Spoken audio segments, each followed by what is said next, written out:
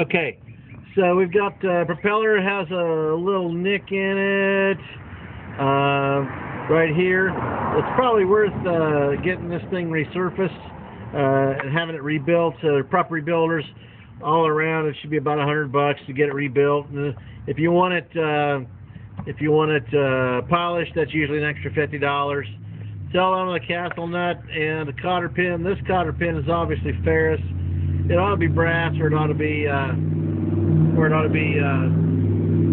stainless steel. So this one is just about corroded off. And so it is corroded off. Yeah. So that one really ought to be changed. All right. Here is your strut, and inside the strut is a strut bearing.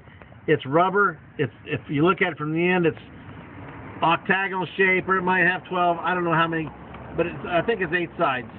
And so, because this is round, because the shaft is round and the bearing has a shape to it, octagonal shape, then that leaves grooves for water to get in, and the water is the lubricant for the shaft. Stainless steel. This is a stainless steel shaft. It's in pretty good condition. Something else has rusted and is on it. There's some rust on it, but it's not the shaft that's rusting. This is your strut. It's good and solid on the bottom of the boat still. Oh, rudder. The rudder's out of this boat.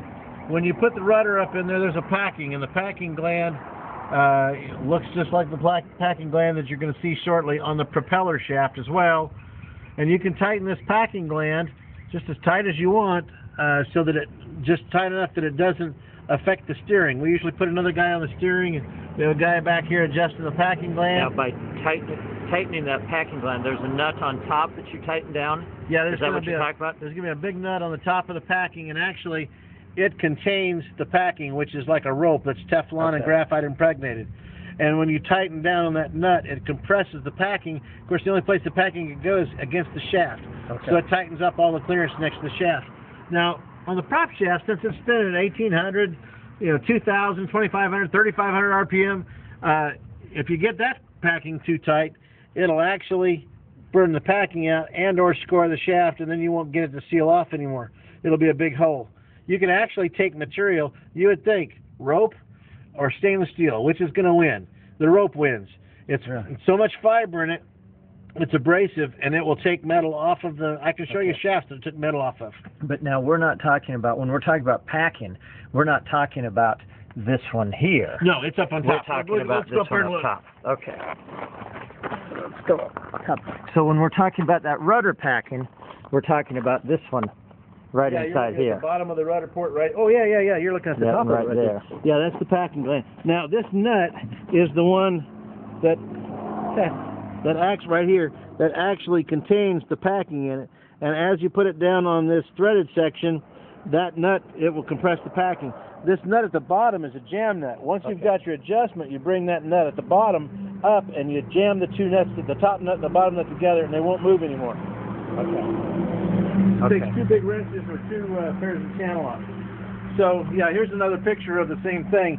You've got the thing that's on the far end over out here of the shaft is the coupling haft that will couple up to the transmission. Right behind that is the packing nut.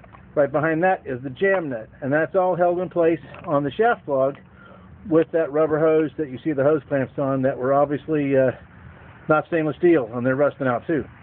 So the nut will be tightened, and that will tighten the packing. I actually had a customer call me one day and said it was leaking like crazy from there. When he took that nut off, there was no packing in there. The packing had been removed. So we told him we're fixing packing up so he could go boating that weekend. And there's the rudder right there. And there's your rudder packing, and that one can be tight. See, this one you want to purposely leave your prop shaft packing. You want 1 drop every 20 seconds because the water lubricates your packing in your shaft. Back here, you don't care about this one leaking, just so long as you can still turn the steering wheel. Then you're cool. I would like to show you my my rudder. I've got it in the back of the car. Okay, let me take the camera. And you can keep going there. All right.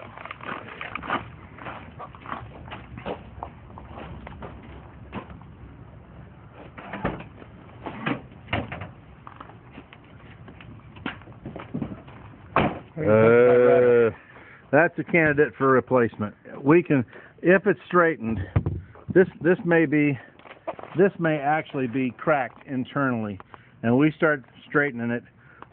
We had a guy that has straightened many of these, and we had one that was bent not quite this bad recently, and he said, well, it's $50 for me to try, and it'll probably end up breaking. Well, it was $50 and it ended up breaking. So are they heated? Well, even if he heats it, the damage is probably already done internally. Oh, okay. And this may be crystallized internally, and you could lose this at high speed, and then you'd lose all of your speed. You'd lose all of your control. These can be found used for $100 and a quarter, $150, new for $250. Okay. Yeah. So it's not worth it. Not worth what could go wrong. So that one makes a door garage jam. Yeah, or a door jam or a wall hanging. Or... Oh yeah, garage memorabilia. Yeah. Okay. Yeah, it'd be wonderful for that. Okay. Make a clock out of it. Yeah. Okay. Time to change your rudder. Okay, what else can you tell me about this? Well, down here in the bottom, when you guys, if anybody that's looking at this video hasn't looked at a boat yet to evaluate, this big lever in the bottom is your gear shift lever.